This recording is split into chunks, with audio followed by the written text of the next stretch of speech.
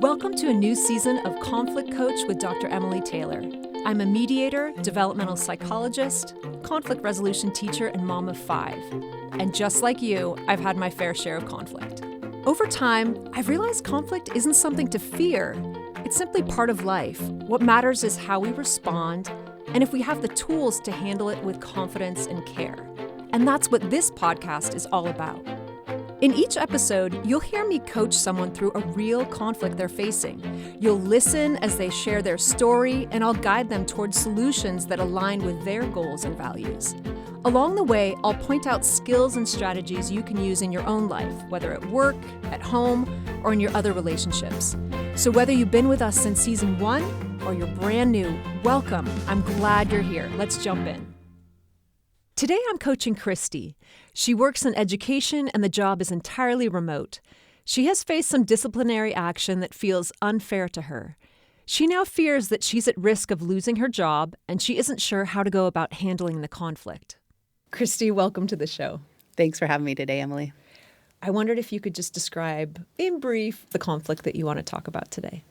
I'm making errors at work with my calendar. My duties are to call students. And the way I do that is by opening my 40 hours a week, and they book a time, and then I call them at that time.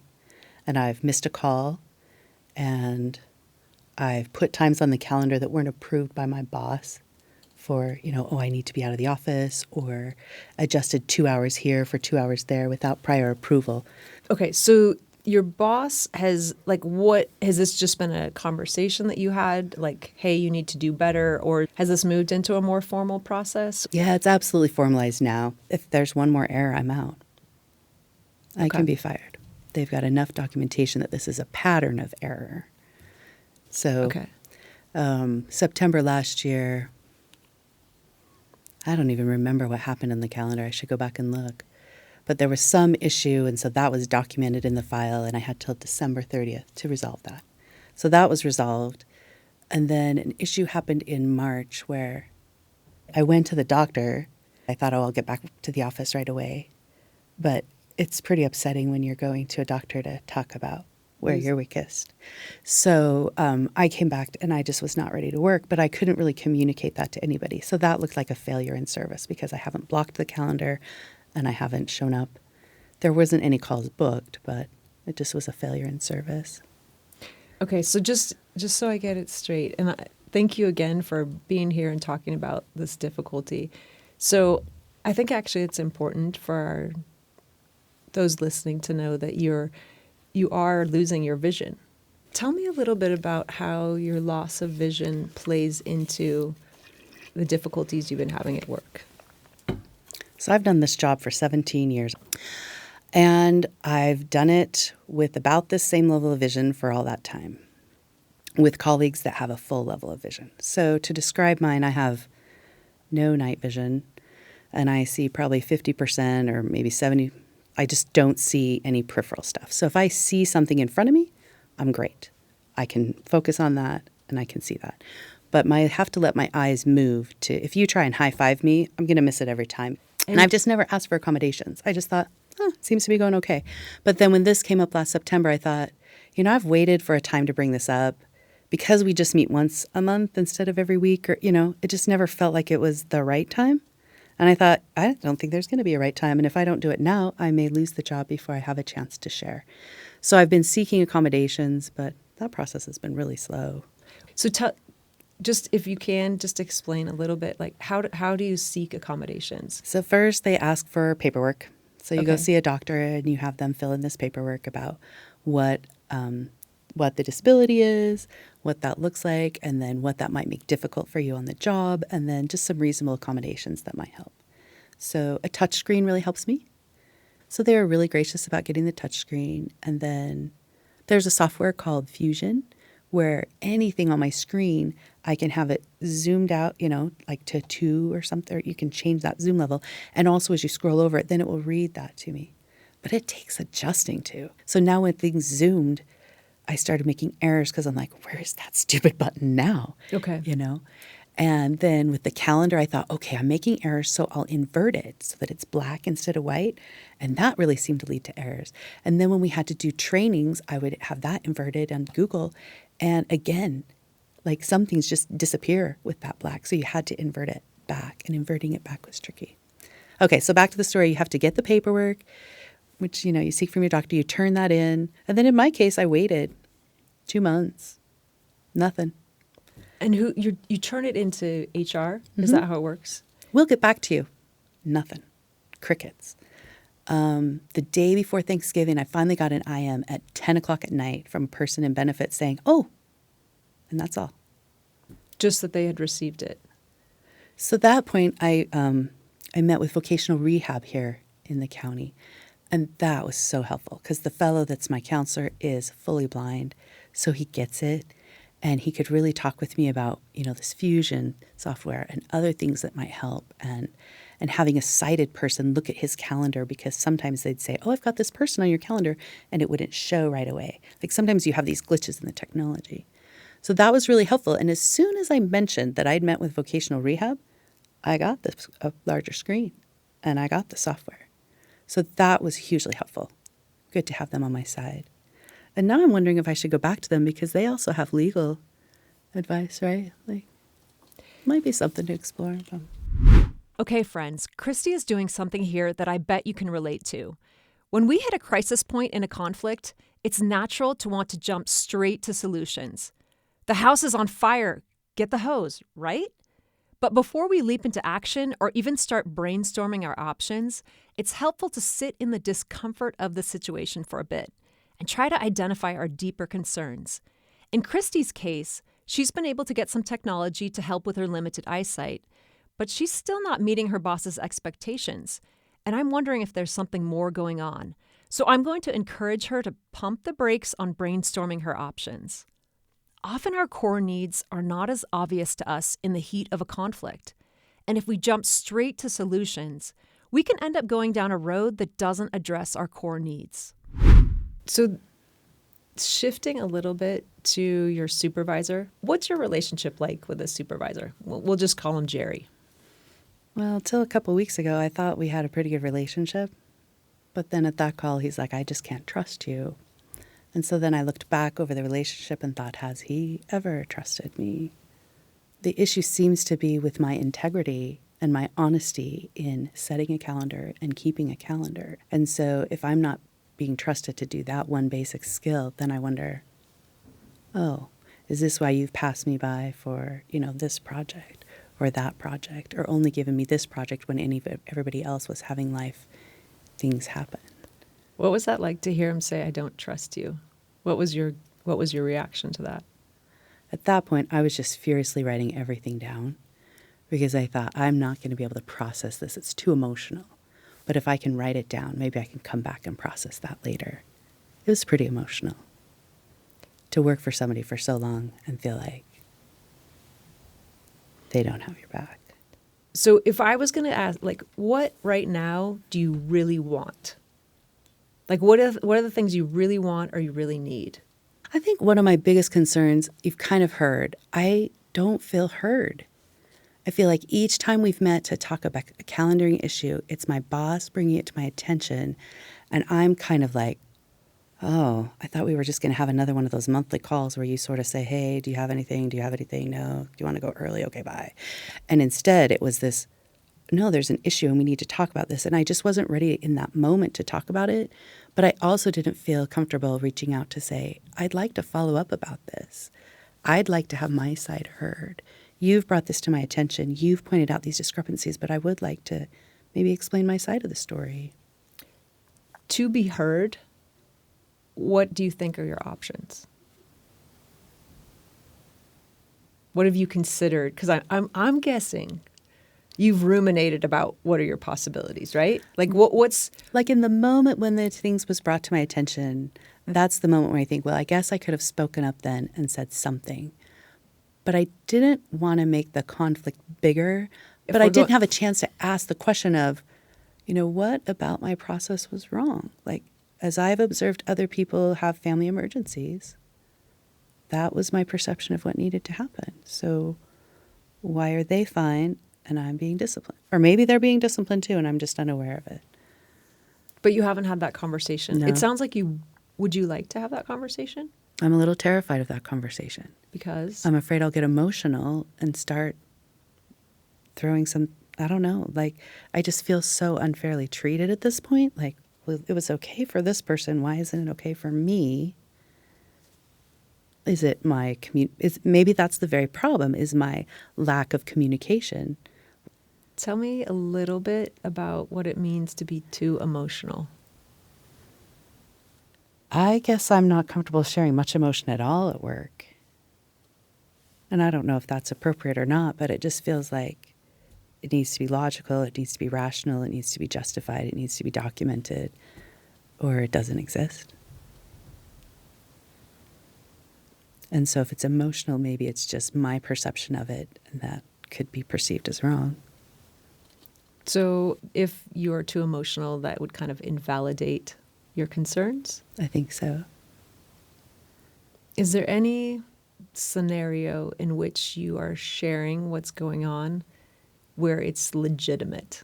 Like it is valid what you share?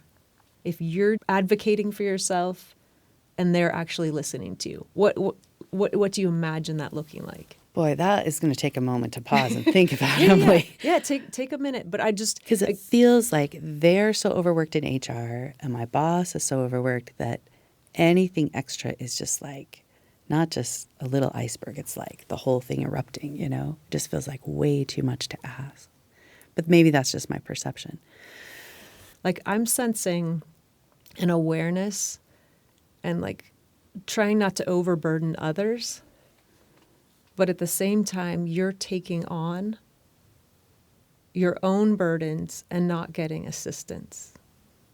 Is that a fair assessment? That seems really obvious, but I did not see that at all, Emily, till you mentioned that. So listeners, as a recovering accommodator and conflict avoider, I can really relate to Kristy here. I'm someone who likes to make sure other people's needs are being met. But in any conflict, we have 5 different approaches to consider. Avoid and accommodate are common. And maybe like Kristy, they're your go-to modes in conflict. But they're only 2 of the 5. The others are compete, collaborate, and compromise. Each of the 5 has its pros and cons. And in Kristy's case, the downsides are becoming clear. She spent 17 years not asking for help, even though she's legally entitled to it and her employer would probably have been happy to provide it. Now her limited vision is impeding her ability to do her job, and at the same time, she's struggling to adapt to the assistive technology she's finally asked for. Honoring your own needs is a crucial skill in successfully managing any conflict. Let's get back to Kristy. It sounds strange, but it's actually not to other people's benefit to not address your needs. Does that make sense? Like, okay. In one sense, you could say, you know, my boss or the HR director, they'll be burdened by me bringing this up. But you're a really good, like, if we're just talking worker, you're a really good worker. You're doing things that matter. You're influencing students' lives by the things that you tried to do. So you losing your job will burden your supervisor, it will burden HR, and it will burden the students that don't get to benefit from what you have to offer, because it sounds like you still have a lot to offer. Well, I've certainly never heard anything like that at work for the last 16 years. Thank you. And I agree with you that I bring a lot to the table. I can remember when I left the interview, I called a friend that had brought me to the company, and she said, yeah, this boss said, don't let her leave the building until you've got her hired, because I have the expertise not only in the solid math, but also in the pedagogy. So I can teach a whole range and scope of what needs to happen.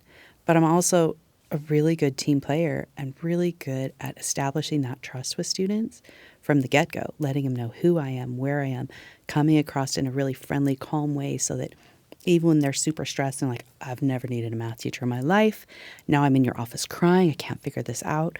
I'm really good at helping them get settled down so they can get back in their thinking brain and go forward and succeed. And they tell me thank you, and I send those on to the bosses. But yeah, I can see that I bring a lot to the team.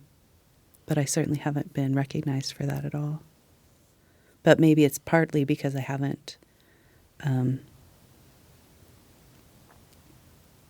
communicated clearly what it is I'm doing for and with the students, or, what my needs are and what would help me to be better, to contribute better to the team. Shifting gears, what are the options?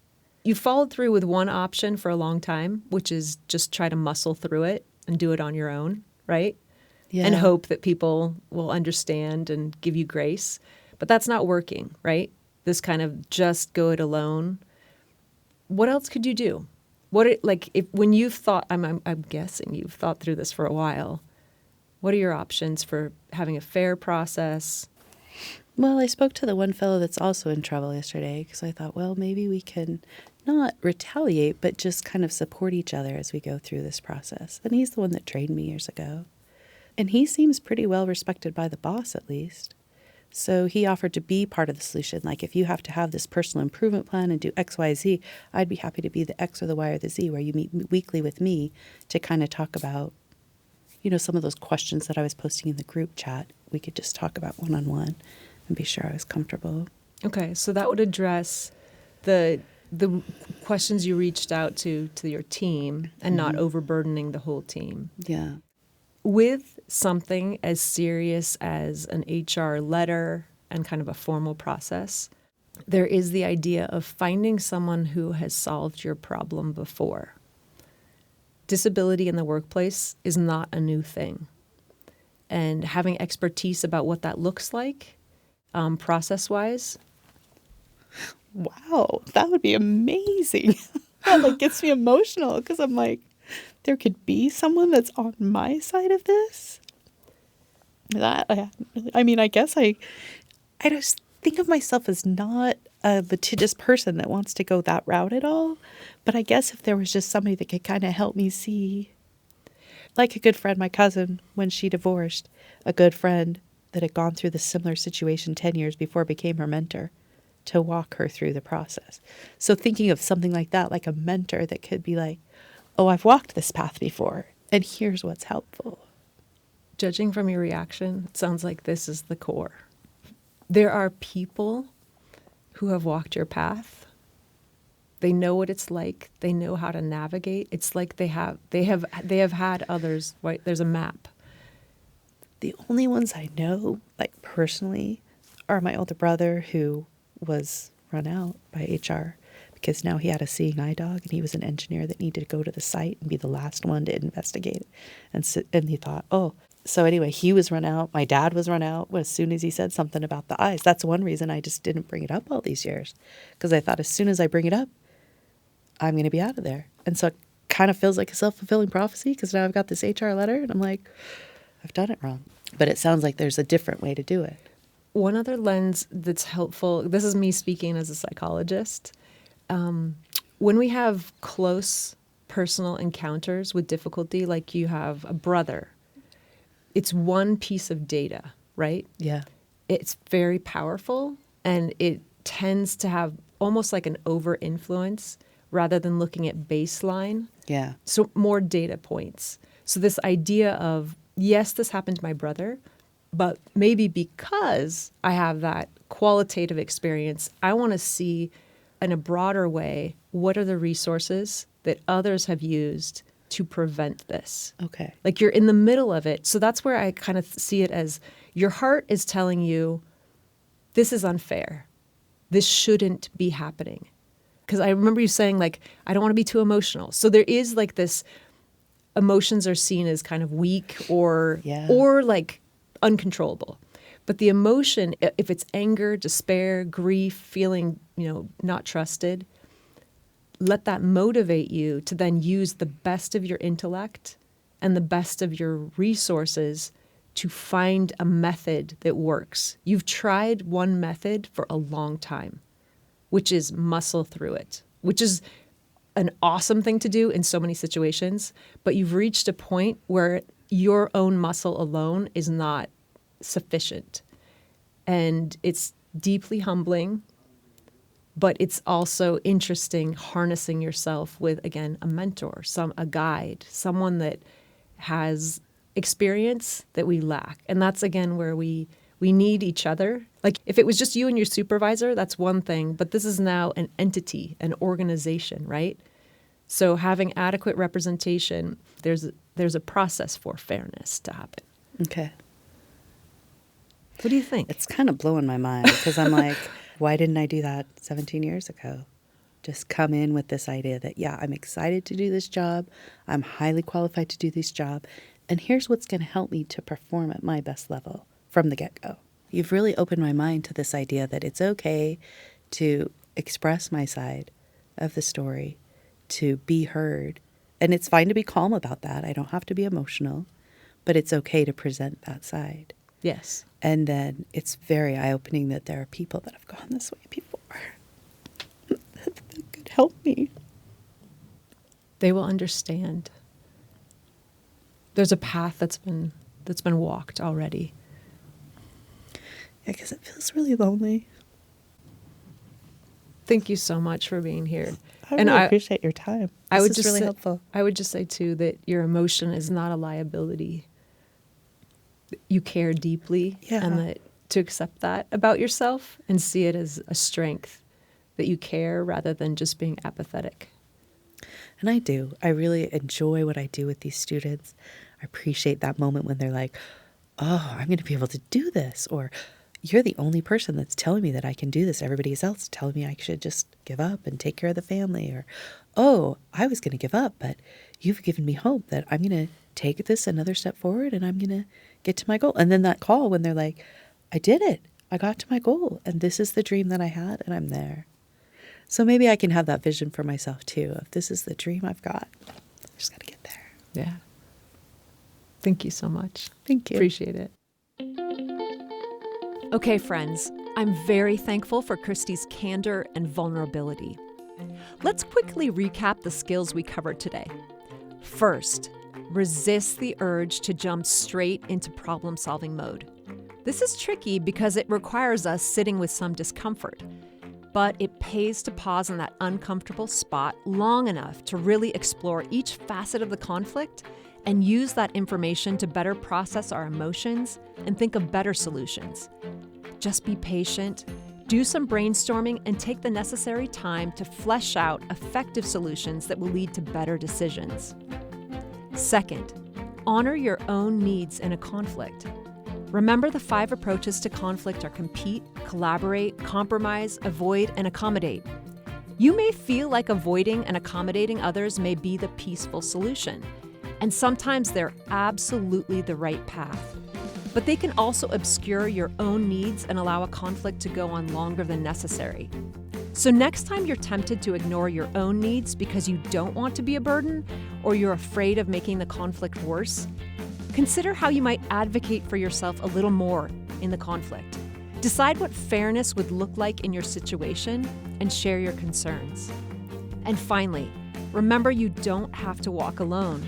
Others have been where you are. Find someone who's been down the same road and ask them to be your mentor. They can help you feel heard, understand your issue, and help you chart a path forward. Thanks for joining me today. If there's someone in your life who might benefit from listening to this episode, please share it. Because, as I always say, it's not a question of if, but when we're going to experience conflict, and we do much better when we're prepared. The Conflict Coach with Dr. Emily Taylor is a BYU radio podcast. I'd love to connect with you on social media. Find me on Facebook and Instagram at Conflict Coach with Dr. Emily, where I'm sharing more ideas for working through conflict. And if you or someone you know has a conflict that you'd like to discuss on the podcast, send me an email to conflictcoach@byu.edu.